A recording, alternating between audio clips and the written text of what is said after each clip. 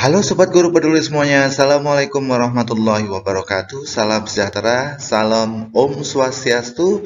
Jumpa lagi di channel Guru Peduli yang dalam video kali ini kita akan membahas tentang soal P3K dan juga PPG Bahasa Inggris 2023. Mari kita belajar bersama untuk berhasil.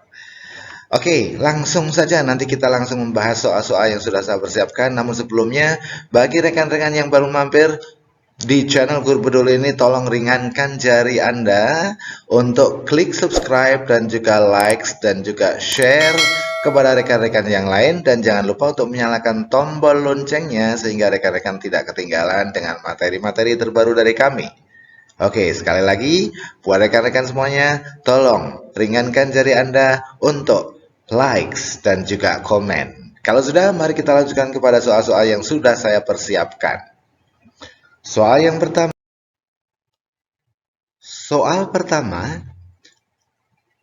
teacher's set of beliefs on the theory of language and on the theory of language learning is called blah blah blah.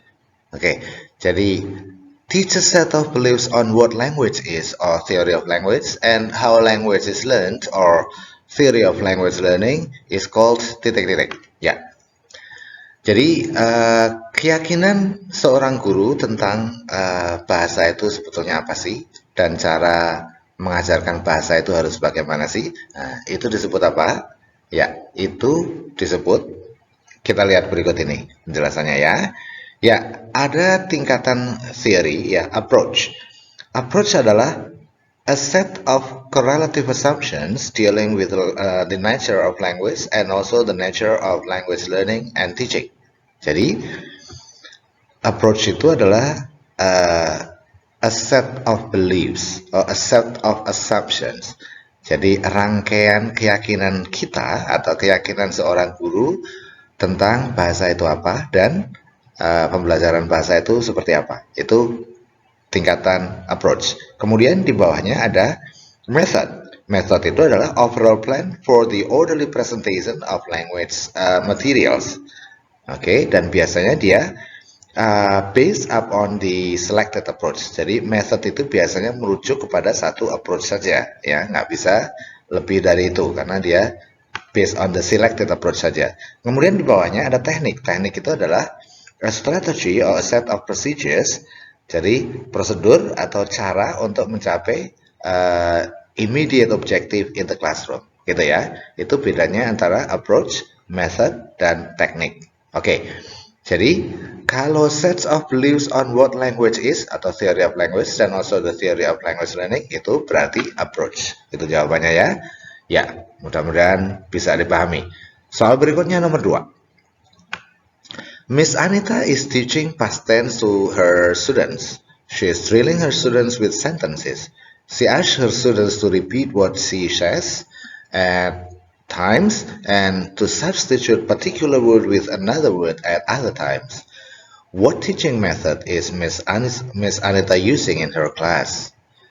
Is she using direct method, grammar translation method, CLT, communicative language teaching, ALM, audio lingual method, or total physical response? Ya, yang tepat adalah ini kata kuncinya ya. Kata kunci pada soal ini adalah drill, and also ask the students to repeat. Ini artinya apa? Repetition drill, okay? And then substitution drill. Nah, ini artinya apa? Drilling. Dan drill itu adalah salah satu ciri khas dari ALM, audio lingual method. Ya. Mau substitution drill, mau transformational drill, mau subject verb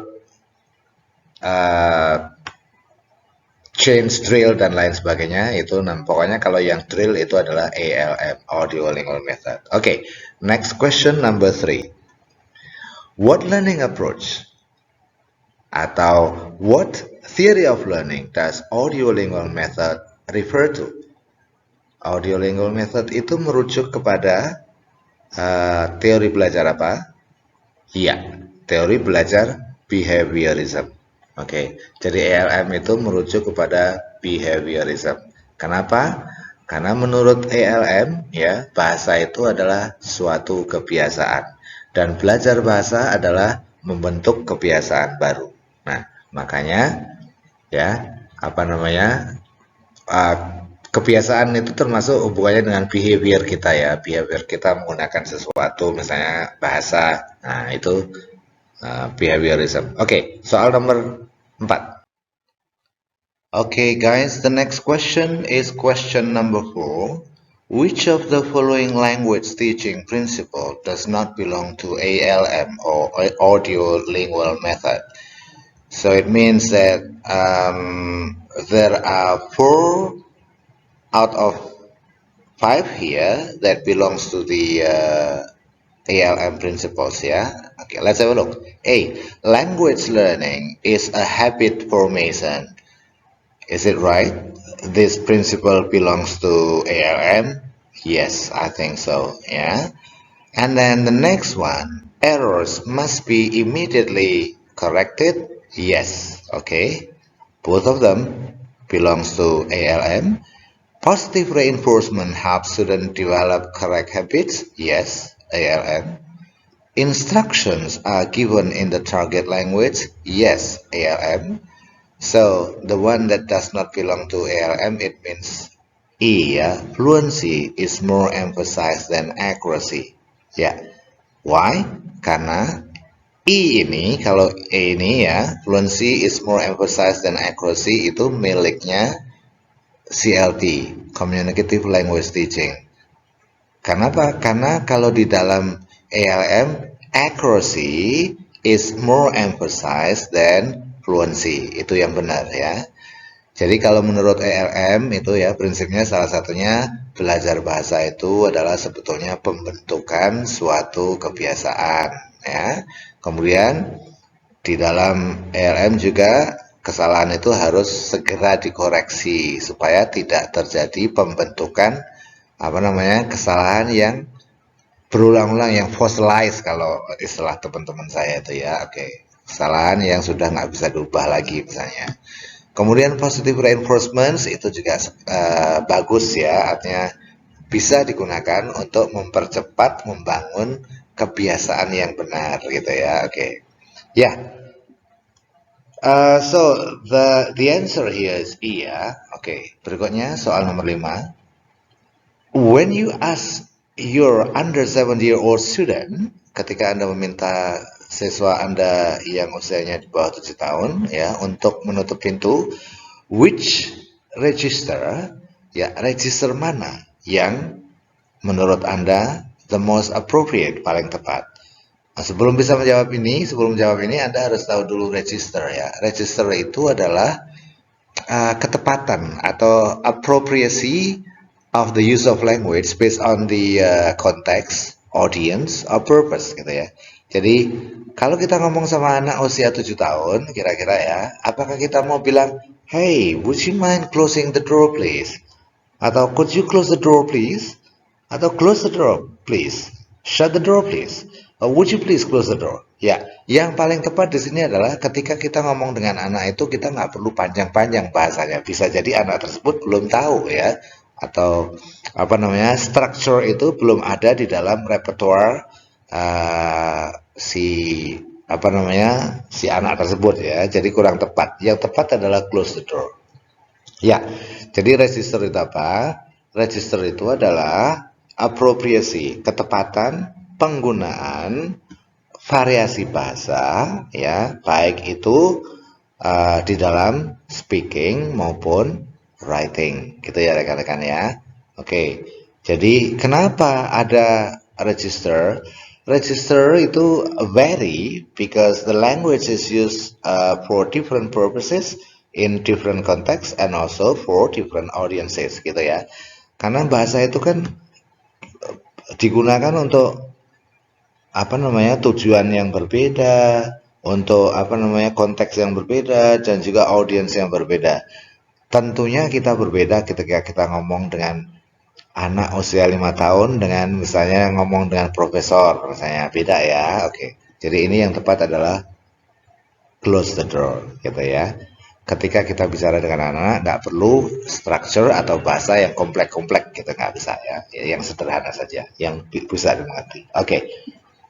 Ya, contoh lain guys, misalnya kita ngobrol sama bule ya, atau ngobrol sama profesor kita, atau orang yang kita anggap lebih pengetahuannya lebih di atas kita lah.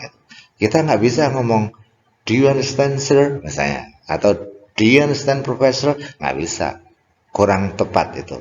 Yang tepat adalah misalnya, do I make myself clear? Nah, gitu ya. Atau misalnya itu salah satu caranya ya. Karena kalau kita bilang do you understand kepada seorang native speaker, it is not appropriate. Why? Kenapa? Karena kalau if they don't understand, if a native speaker don't understand what we say ya, oke, itu artinya apa? Mungkin we are not clear, gitu ya, oke. We are not clear. Jadi bukan berarti mereka nggak ngerti, mereka ngerti, ya. Karena kita aja yang salah. Ya, oke, ya yang kurang jelas. Gitu ya rekan-rekan. Ya, berikutnya question number 6. Applying ALM principle, how should teachers treat students' errors or mistakes in accuracy building activities? Ketika kita memberikan kegiatan kepada anak-anak yang bertujuan untuk build the accuracy or accuracy building activities, how should we treat the students' errors when we apply the ALM principle? Seperti tadi ya, in ALM ya, itu kesalahan harus segera dipotong, harus segera dibenarkan. Kenapa? Karena kalau kita membiarkan siswa membuat kesalahan, itu nanti akan membentuk bad habit or wrong habit. Jadi correct immediately to stop bad or wrong habit. Ya, itu. Jadi in ALM ya, especially when we conduct an accuracy building activity, ya we should do this. We should correct the students' errors on the spot, gitu ya. Oke, ya. Berikutnya soal nomor 7. One of the best practices in the success of teaching is building good rapport with students. Ya, ini kata kuncinya adalah building good rapport with students. Artinya apa? Membangun hubungan baik, good rapport dengan siswa. Nah, di bawah ini ya, which of the following is not, di antara kelima ini yang tidak termasuk, yang bukan merupakan rapport building activity adalah, nah ini bacanya rapport ya, rapport building activity itu kegiatan yang digunakan untuk membangun ya kedekatan dengan siswa. Apakah calling students with their nicknames itu will make them feel comfortable, feel relaxed? Ya, feel happy ya, oke. Talking about students' interests and hobbies and also aspiration, menurut saya ya, oke. Kemudian giving students good scores, ntar dulu, if their scores are good, it's okay, we give them good. But if their scores are not good, ya not fair ya. Jadi kita tunda dulu.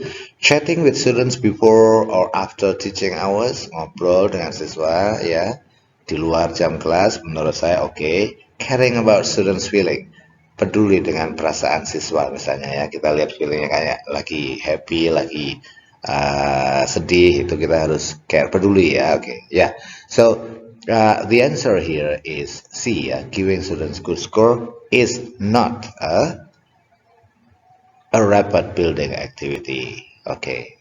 Ya. Mari kita lanjutkan ke soal berikutnya. The ending step of lesson plan is a time to determine whether the students need additional practices or to go over the lesson again. The following are examples of ending in an effective lesson plan, except. Jadi ini semuanya adalah closure or ending yang baik di dalam effective lesson plan, kecuali ada satu yang kurang pas. Oke. Apakah summarizing the characteristic of the lesson itu termasuk good ending? Yes, I think.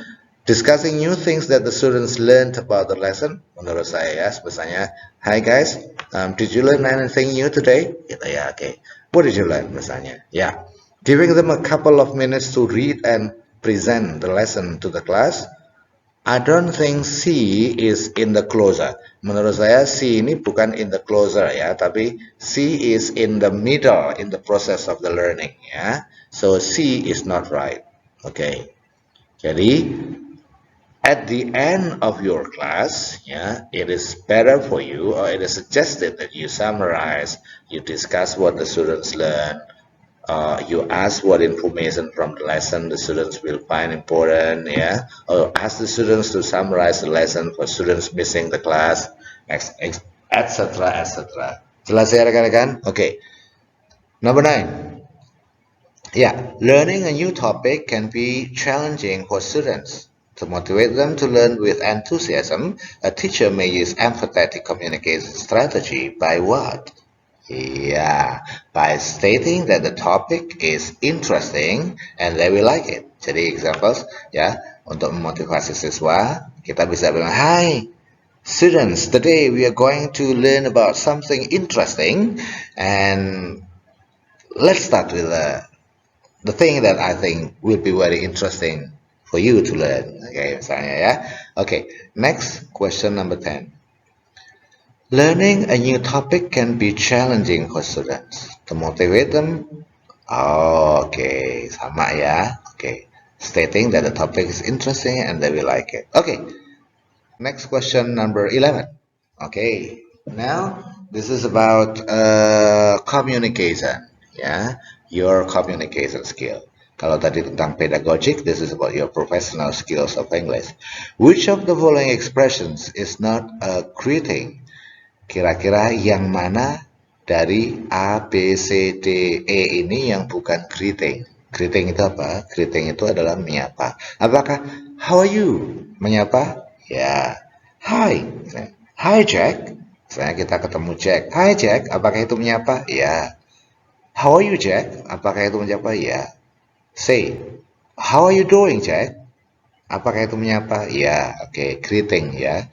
Kalau what are you doing, Jack? Misalnya, kalau what are you doing itu bukan greeting ya, tapi apa? Itu asking about what he is doing. It's different. Jadi, the one that does not belong to greeting here is what are you doing? Kalau what are you doing itu menanyakan current activities, apa yang sedang Anda lakukan, gitulah.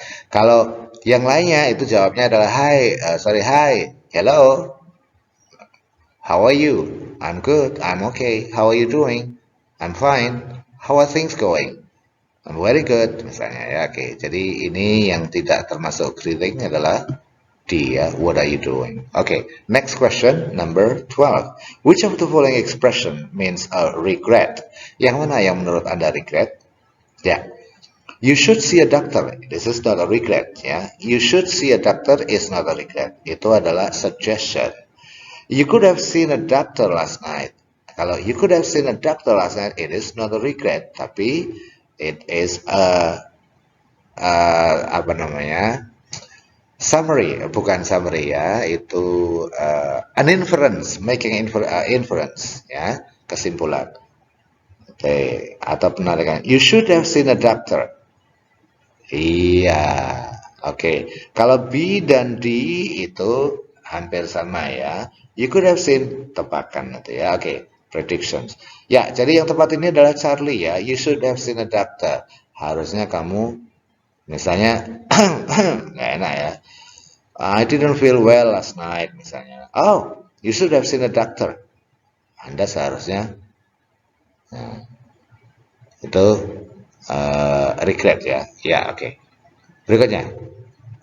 Simple present tense is used to talk about the following except. Ya, present tense itu digunakan untuk apa sih? Yang bukan digunakan simple present tense itu digunakan untuk 5 hal berikut kecuali ya. Kecuali ada satu yang tidak di sini ya. Apakah simple present tense is used to talk about repeated actions? Menurut saya ya. Oke. Natural facts, yes. Contohnya apa? Natural facts itu misalnya sugar tastes sweet, ya. The sun rises at the east, ya. Ya itu namanya natural facts ya. Daily routines pasti ya. I go to school, I get up at completed action. No ya. Karena apa? Karena kalau present tense it is not used to talk about completed action, but to talk about routines ya, schedules juga. Yang bukan adalah completed actions. When you are talking about completed actions, you can use past tense or present perfect ya.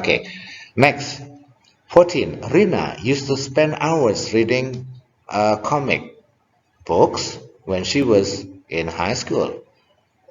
What does the expression mean? Artinya apa itu? Iya, artinya adalah now Rina does not spend hours on comic books.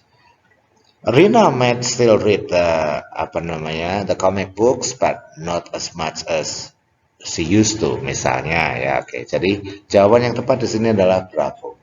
Ya, berikutnya.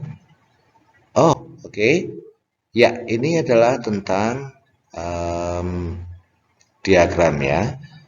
Kalau ada gambar seperti ini, kira-kira ya, pertanyaannya kita lihat, what kind of charts do you see on the left of this page here? Ini namanya apa ini? Chart apa? Apakah namanya colorful chart? Bisa jadi ya, karena colornya banyak. Circle charts, pizza-like charts. It can be, karena apa? Karena bentuknya kayak pizza hut ini. Pie charts or diagram charts. Ya, yang tepat diagram ini biasa kita sebut dengan pie charts. Jadi the answer is D. Look at the next question. The two charts on the left describe. What do the charts here describe? Do they describe what makes people most happy? Or describe things that make people happy? Or what? Kira-kira yang mana? Yeah, the two charts here describe the differences of things that make two different age groups happy the most. Jadi menggambarkan tentang dua perbedaan apa yang membuat happy dari kelompok umur yang berbeda, dua kelompok umur yang berbeda. Yang satu people under 30, yang kedua people over 30. Next question, number 17. What do the two age groups share in common? Dari dua kelompok umur ini ya, under 30 dan juga over 30, yang sama apa ya? Kesamaannya apa? Iya, kesamaannya adalah ini ya, sama-sama besar nih ya. Jadi they both people under 30 and also people over 30, they think that achievement at work is very important. Jadi kalau kita lihat dari gambar ini, kesimpulannya seperti itu ya rekan-rekan. Ya, mudah-mudahan bisa bermanfaat buat rekan-rekan semuanya. Terima kasih sudah menonton. Ya, and wassalamualaikum warahmatullahi wabarakatuh. Salam sejahtera, salam sehat selalu. See you in the next video.